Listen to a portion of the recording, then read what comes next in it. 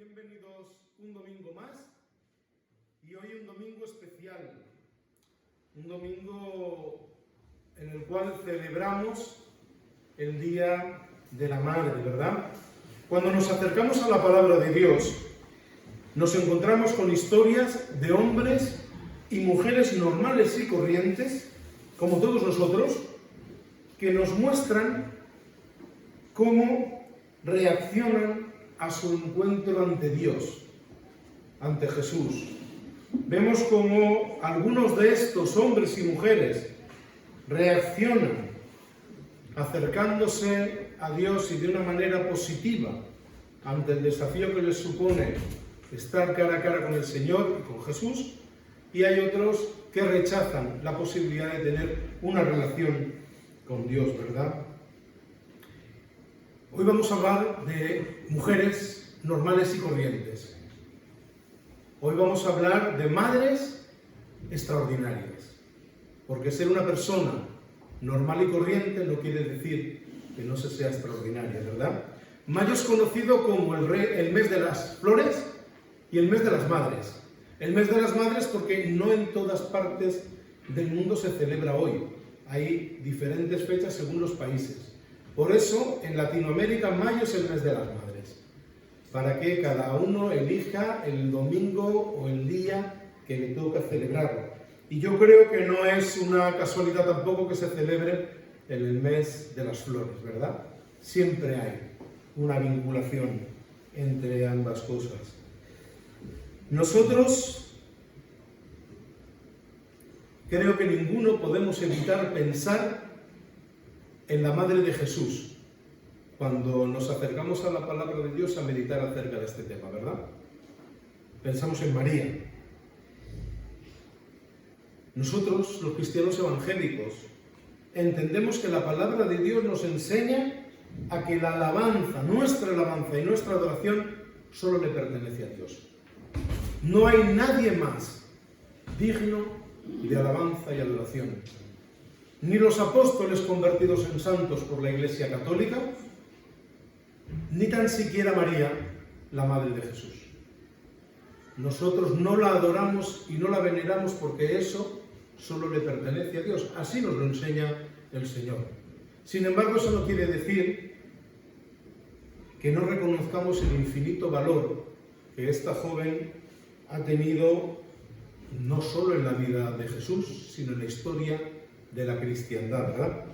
María fue una mujer admirable, una mujer extraordinaria. Figuraros, recibió la noticia de que sería madre por parte de un ángel y que lo sería antes de casarse con su prometido.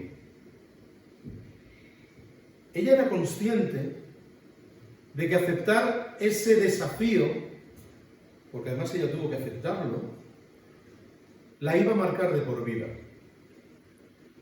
La primera posibilidad era que José la rechazara, porque no estaban casados, no se había consumado el matrimonio. Y José podía repudiarla, podía rechazarla, y eso la marcaría de por vida. Y la segunda opción era que José reconociera que ese hijo venía de parte de Dios, que no la abandonara y que se uniera al proyecto. Pero eso los marcaría también de por vida, a los dos, como así fue, como aquellos que se quedaron embarazados antes de casarse. ¿Recordáis cómo con cierta sorna decían de Jesús: ¿no es ese el hijo de José y María? Lo señalaban con el dedo. No se quitó la fama en toda la vida de que aquel hijo era supuestamente nacido de la fornicación, del sexo fuera del matrimonio, ¿verdad? De una u otra manera, María acepta el desafío sabiendo que eso tiene consecuencias para su vida. Ella, yo creo que no era capaz de imaginarse lo que Jesús iba a hacer, lo que Jesús iba a conseguir y cómo Jesús iba a morir por nosotros y nuestros pecados, cómo iba a resucitar. Todo aquello, creo que María no era consciente de ello. Pero sí que en un primer momento demostró una valentía extraordinaria. Para una chica que, según los más estudiosos, los judíos que estudian la Torá y que saben las costumbres y la y la ley de los judíos en aquella época no debería ser mucho mayor que mi hija, 14, 15 años. Y en esa situación ella demuestra un extraordinario valor, una actitud increíble. María estuvo presente en toda la vida de Jesús, aunque poco se habla de ella después del nacimiento y de la adoración por parte de los magos y demás. Solo hay un par de ocasiones, ese momento en el cual avisan a Jesús: mira, aquí fuera están María y tus hermanos, demostrando que estaban presentes en su vida. Y después, en los últimos momentos de la vida de Jesús, cuando María está acompañando a Jesús en todos esos momentos de sufrimiento y está junto a María Magdalena y al resto de las mujeres que seguían al Maestro, acompañándole en esos últimos momentos en la tierra, ¿verdad? Es una historia extraordinaria que nos demuestra valor, que nos demuestra fe y que nos demuestra obediencia. Y que, como os he dicho antes, sin caer en el pecado de adorar a quien no lo merece, según nos enseña el Señor, toda nuestra admiración, nuestro respeto y la necesidad de que estudiemos la figura de esta extraordinaria mujer. Sin embargo, os he dicho antes que siempre nos viene a la memoria María cuando hablamos de madres. Sirva esto de una introducción para hablarnos de otra mujer, que es la que me gustaría que centrara la atención en esta mañana. Una mujer de la que conocemos su nombre porque alguien, al hacer las genealogías, ¿sabéis el libro de Números, que es muy aburrido? Este hijo de aquel, hijo de aquel, hijo de aquel, hijo de aquel. Pero gracias a esto sabemos que cómo se llamaba esta mujer. Porque en el relato en el que aparece en Éxodo capítulo 1 no se nos dice cómo se llama. Va a ser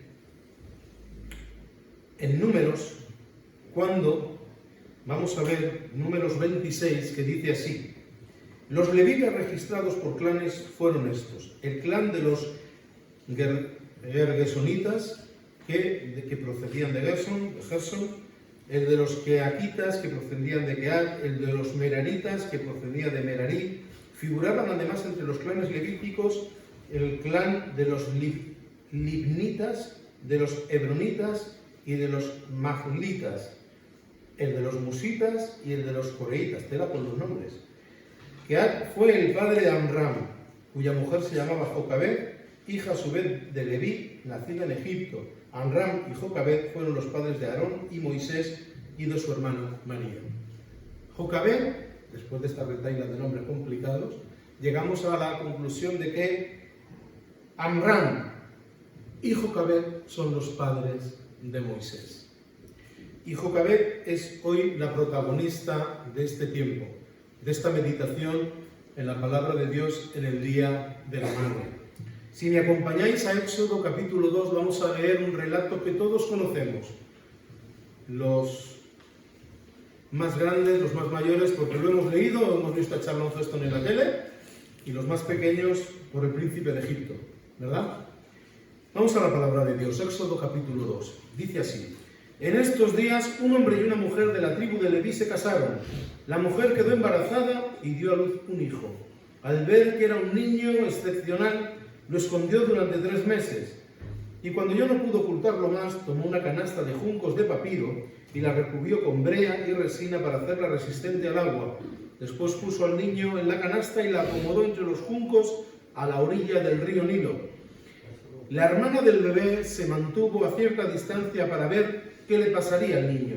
Al poco tiempo, la hija del faraón bajó a bañarse en el río y sus sirvientas se paseaban por la orilla. Cuando la princesa vio la canasta entre los juncos, mandó a su criada que se la trajera. Y al abrir la canasta, la princesa vio al bebé. El niño lloraba y ella sintió lástima por él. Seguramente es un niño hebreo, dijo. Entonces la hermana del bebé se acercó a la princesa y le dijo: ¿quieres que vaya a buscar a una mujer hebrea para que amamante al bebé? Sí, consigue una, contestó la princesa. Entonces la muchacha fue y llamó a la madre del bebé. Toma este niño y dale el pecho por mí, le dijo la princesa a la madre del niño, y te pagaré por tu ayuda. Así que la mujer se fue con el bebé a su casa y lo amamantó. Años más tarde, cuando el niño creció, ella se lo devolvió a la hija del faraón, quien lo adoptó como su propio hijo y lo llamó Moisés, pues explicó, lo saqué del agua. Hasta aquí la palabra del Señor en esta mañana. Nos encontramos en una situación y en un momento muy complicado para el pueblo hebreo. En Éxodo capítulo 1, esta tarde tenéis tiempo, echadle un vistazo, es una historia apasionante. Nos recuerda cómo José llega a Egipto, cómo José, sabéis que había sido casi medio asesinado por sus hermanos, la envidia por la túnica, estas historias que leemos en la escuela dominical, porque José era el preferido de su padre y además José tenía un punto de arrogancia y no paraba de repetírselo a sus hermanos hasta que estos explotaron. Primero pensaron en matarlo, luego decidieron venderlo y la historia nos cuenta cómo Dios tenía un plan especial y guió a José hasta ser la segunda persona más importante de Egipto, por debajo de Faraón. No había nadie más importante que él.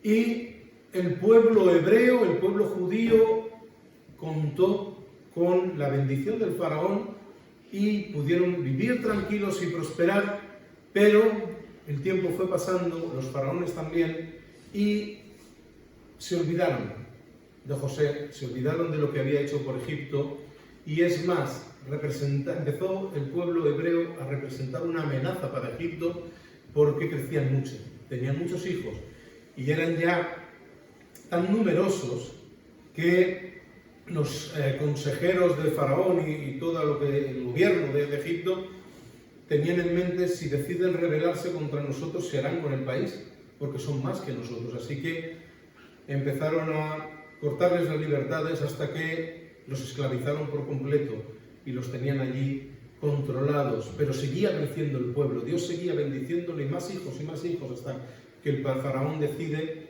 que los varones que nazcan deben morir para que el pueblo no crezca. Entonces emite una ley llamada las parteras, que ayudaban a tener los hijos, y les dice: cuando ayudéis a una hebrea a tener un hijo, si nace varón hay que matarlo en ese momento, y si nace hembra hay que dejarla vivir. Nos dice Éxodo capítulo 1 que estas parteras temían a Dios y no hicieron caso. Y el pueblo siguió creciendo, y cuando Faraón fue consciente de ello, ya intervino el ejército y mataba a los niños varones al nacer, y iba buscándolos por las casas para acabar con ellos. En medio de toda esta situación, Jocabed tiene un hijo varón. Ya tenía a María, una niña, y ahora tiene un hijo. Y vio que era excepcional, dice la versión que yo he leído. Literalmente, lo que dice el hebreo, sabéis que el Antiguo Testamento está escrito en hebreo, dice: vio que era bueno, y vio que era bueno. ¿Os recuerda esta expresión a algo, verdad? Al relato de la creación, cuando Dios crea y veía que era bueno lo que había creado. Y ella vio que era bueno, y esta palabra comportaba muchos sentimientos. Comportaba la hermosura del niño, comportaba ver que lo que acababa de nacer de su seno era algo excepcional. Era una vida, era todo el amor que ella tenía concentrada en esa pequeña criatura que tenía allí. Se puede ver otra cosa en el rostro de nuestro hijo recién nacido, algo que no sea bueno, excepcional. ¿Se puede ver algo más que no sea eso? Claro que no. Una madre, cuando ve a su hijo por primera vez, lo ve perfecto. No hay nada más hermoso en el mundo. Y aunque con el paso del tiempo los padres vemos los defectos de nuestros hijos, esos defectos siguen haciéndolos perfectos, únicos, extraordinarios. No creo que Jocabed fuera capaz de vislumbrar, ni siquiera de imaginar en qué se convertiría su hijo.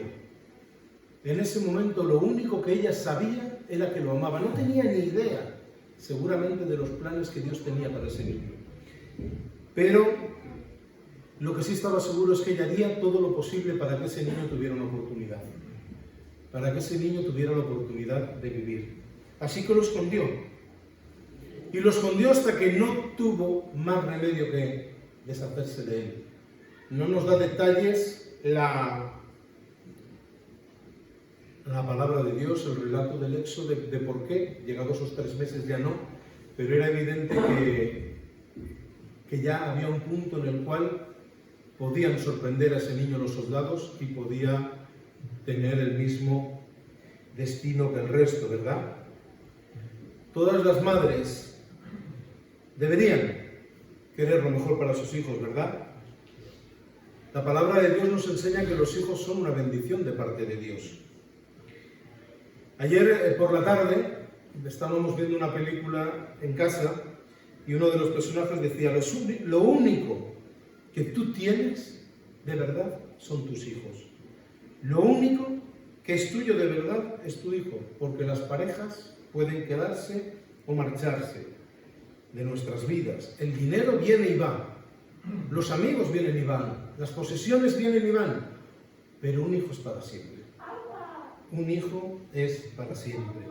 Los hijos, la familia, es lo único que tenemos, lo único que vale la pena, lo único que merece el esfuerzo. Y todos los que estamos aquí tenemos una cosa en común con el resto de la humanidad. Todos nosotros somos hijos de alguien. ¿Verdad que sí? Todos somos hijos de alguien. Es posible que alguno de los que estamos aquí o de los que nos están viendo hubiera querido nacer en otra familia. Porque la vida no siempre es perfecta y hay veces en que viene torcida desde el principio. Y seguramente hay personas que muchas veces han pensado: ¿por qué me ha tocado a mí esto? Esto no lo podemos cambiar. Si hay una cosa que no elegimos, es la familia. Eso no lo podemos elegir. Nacemos donde nos toca nacer. No lo podemos cambiar. Podemos mirar hacia atrás, podemos reflexionar. Y podemos mirar atrás y reflexionar para aprender y mirar hacia adelante. Personalmente le doy gracias a Dios cada día por mis padres, porque son unos padres y ahora abuelos maravillosos. No son los más ricos, ni los que más estudios tienen. No han podido darnos muchas cosas materiales, aunque han luchado toda su vida y con todas sus fuerzas por nosotros. Lo que sí han tenido, y de eso les ha sobrado, es todo el amor del mundo, todo el cariño, todo el cuidado. Y eso es lo que de verdad vale la pena. Porque todo lo demás viene y va. Todo lo demás no tiene ningún sentido si no hay amor. No tiene ningún valor si no hay amor. No tiene ningún significado si no hay amor. Ahora, no elegimos dónde nacimos. Nacimos. Y es posible que nuestros padres, o que algunos padres, no hayan estado a la altura de lo que necesitabas. Eso no lo puedes cambiar. Eso no lo puedes cambiar. Pero sí puedes hacer es mirar hacia adelante. Y cuando tú te encuentras en esa situación y eres tú el padre, eres tú la madre, aprender de aquello que viviste para repetir lo bueno y para no repetir lo malo.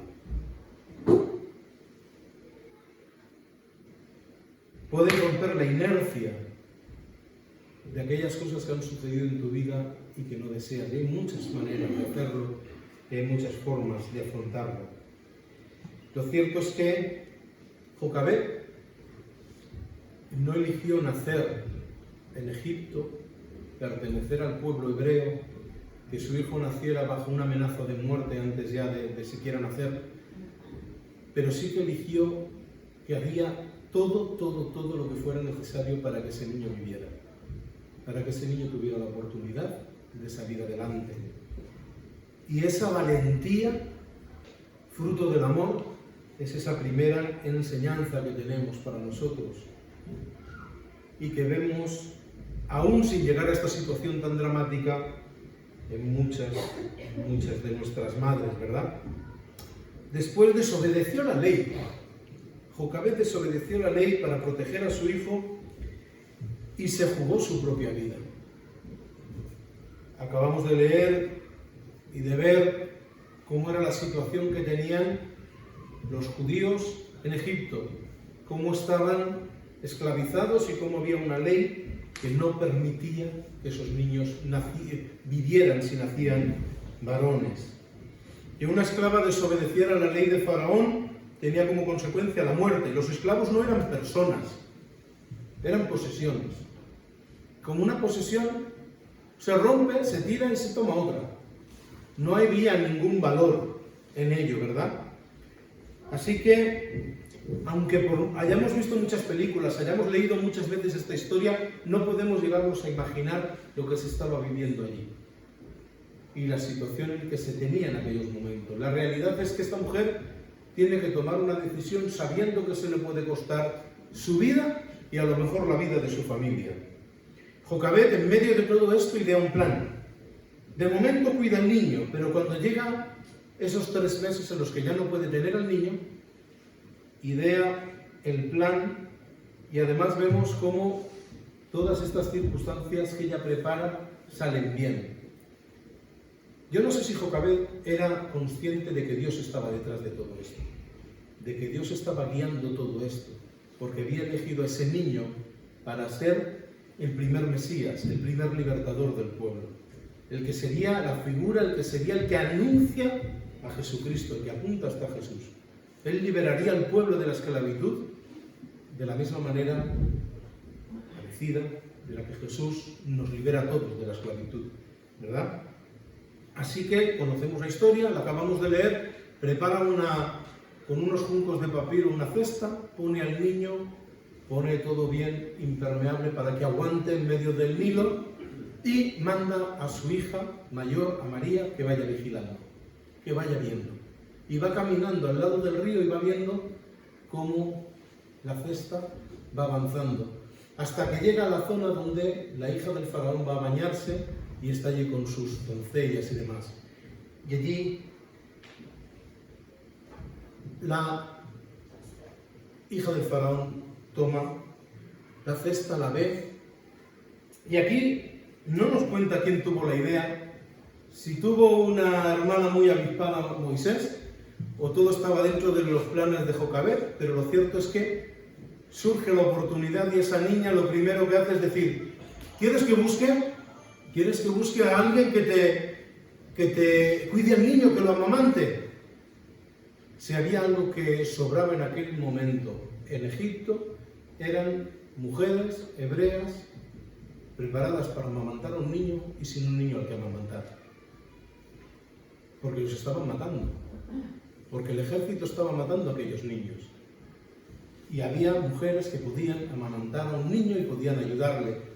Y esta chica se le ilumina, tiene una idea fantástica y lo dice. Aún hoy en muchas culturas, cuando hay una mujer que tiene un bebé y amamanta y tiene leche para amamantar a un niño, ayuda a otras madres que no tienen y amamanta a los hijos de otras madres. Esa es una costumbre y una práctica que se ha hecho una ley de la supervivencia. Así que había mujeres a las que llamar que podían amamantar a ese niño. Y Jocabed vuelve a la vida de Moisés. Se había ausentado de la vida de Moisés, no nos dice, una hora, 2 horas, 3 horas, el tiempo que había tardado la princesa en encontrar la cesta y que se supiera toda esta situación. Jocabed tuvo el privilegio, gracias a su valentía, gracias a poner su vida en riesgo, poner a su familia en peligro. Gracias a ese amor que tenía por ese niño, Dios le regaló la oportunidad de criarlo. Y además a gastos pagados. Porque la princesa que dijo, te pagaré por ello. Te pagaré para que lo cuides, que no le falte nada. Y años después se lo devolvió. Pero Moisés sabía quién era. Porque Jocabed no solo lo crió, lo educó. Después, si seguimos leyendo el relato, vamos a ver cómo Moisés en repetidas ocasiones sale a ver a sus hermanos, porque él sabía que era hebreo, él sabía que pertenecía a su pueblo. Así que llega un momento en el que ve como un egipcio está maltratando a uno de sus hermanos, interviene él, con la mala fortuna que muere el egipcio y él tiene que huir. Todo dentro de los planes de Dios. Esta mujer responde de una manera extraordinaria a las circunstancias que la vida le pone delante. Todo por amor. Pero es que esto que nos parece excepcional, lo vemos y vemos un relato increíble. Y es así, es lo que han hecho nuestras madres toda la vida. Sobreponerse a situaciones que trae la vida y que hay que solucionar como sea. Por amor. Por amor. Porque los hijos son lo más importante para una madre. Por encima de todo lo demás. Lo que más vale en la vida es un hijo. El amor de Jocabed por Moisés cambió la historia de la humanidad. Y yo creo, estoy seguro que no tenía ni idea de los planes que Dios tenía para Moisés. Seguro que no tenía ni idea, pero este niño, dejado en el Nilo, en una cesta para intentar salvarle la vida, transformó el mundo. Porque después de matar al egipcio, huiría al desierto, encontraría una familia, encontraría a Jetro, encontraría a sus hijas, se enamoraría, cuidaría ovejas, y allí mismo Dios se le aparecería y le diría: ahora empieza tu trabajo, ahora tienes que ir a liberar mi pueblo. Y se reencuentra con su hermano Aarón. No nos cuenta la historia cómo nace Aarón, otro varón, ni qué tuvo que hacer Jocabed para que Aarón viviera, pero Aarón vivió. Y allí estaba a su lado y se convierte en la mano derecha de Moisés. Y Moisés sabía que Aarón era su hermano porque seguramente creció junto a él. Podemos hacer teología ficción, podemos especular si los favores de la princesa hicieron que esta familia tuviera ciertos privilegios y allí apareciera otro niño y nadie dijera nada. No lo sabemos. La cuestión es que Moisés creció con su hermano y Moisés lideró al pueblo, se enfrentó a Faraón, liberó al pueblo y lo dejó a las puertas de la tierra prometida, donde ya fue Josué el encargado de entrar ahí. A Moisés le entregó Dios la ley. Con Moisés abrió Dios cara a cara. Tuvo un privilegio extraordinario, aunque a veces fue una carga extraordinaria, aunque a veces le tuvieron que llamar la atención porque parecía que todo lo quería controlar y hacer él, ¿verdad? Una historia apasionante que no hubiera sido posible si esta mujer no hubiera decidido jugarse la vida por su hijo, darlo todo y negarse a lo que parecía un final predestinado antes de que el niño naciera, y es que muriera en las manos de los soldados egipcios. Un extraordinario valor, hacerlo todo por un hijo. Yo creo que conocemos la historia de Jocabed y a veces podemos hasta llevarla y subirla a un puesto extraordinario por lo que hizo después su hijo. Pero yo creo que hay multitud de historias que nuestras madres podrían contarnos de qué han hecho por nosotros como hijos. Historias extraordinarias que vosotras, madres, podríais contarnos y que quedan en el secreto de la familia, que quedan en la intimidad, que muchas veces ni nosotros somos conscientes de todo lo que nuestra madre ha hecho por nosotros. Yo estoy seguro que no sé todas las cosas que mi madre ha hecho por mí, y que eso es algo que se va a quedar entre Dios y ella. Pero lo que sí tengo es un inmenso agradecimiento hacia mi madre. Un inmenso agradecimiento a las madres que Dios ha puesto en mi vida, que no son la mía carnal, pero sí se han comportado conmigo y se comportan como una madre, como mi suegra, que es mi segunda madre, ya 20 años, aguantando. El valor de una madre no se calcula, no se puede contar. No hay dinero en el mundo que lo pueda contar. Y por eso nosotros venimos aquí a adorar al Señor. Venimos a la iglesia a predicar a Cristo. Venimos a la iglesia a hablar la palabra de Dios. Pero es que la palabra de Dios, como os he dicho al principio, nos habla de hombres y mujeres corrientes, normales y corrientes como nosotros, que son personas extraordinarias, porque son capaces de enfrentar la vida de una manera única, poniendo a Dios en el lugar que le corresponde, siguiendo al Señor, y por medio de ese temor y de ese amor por lo que el Señor pone por delante, comportarse con las personas que tiene alrededor y en primer lugar con sus hijos de esa manera extraordinaria. Por eso hoy dedicamos este tiempo a hablar de una madre, pero hablando de una madre que teme a Dios, que obedece a Dios y con ese temor de Dios hace lo que hace para salvar a su hijo, se transforma el mundo. Ojalá todos hayáis tenido el privilegio de tener una madre así. Yo sí lo he tenido, por partida doble. Ojalá. Y si no es así, ojalá todos nos convirtamos en padres extraordinarios para nuestros hijos. Vamos a ver. Señor y Padre, te damos gracias por tu palabra. Gracias, Señor, por estos hombres y mujeres comunes, normales, como cualquiera de nosotros, pero que son capaces de hacer actos extraordinarios, de responder de una manera increíble a las circunstancias de la vida, guiados por tu amor, y en este caso y en este día, a esas madres que, guiadas por tu amor, como Jocabet, son capaces de transformar el mundo, aún sin saber las consecuencias de sus actos, Señor. Ayúdanos a cada uno de nosotros a mirar estos ejemplos, Señor, y a cuidar de nuestros hijos y a transmitir el amor a nuestros hijos que hemos recibido de ti, Señor.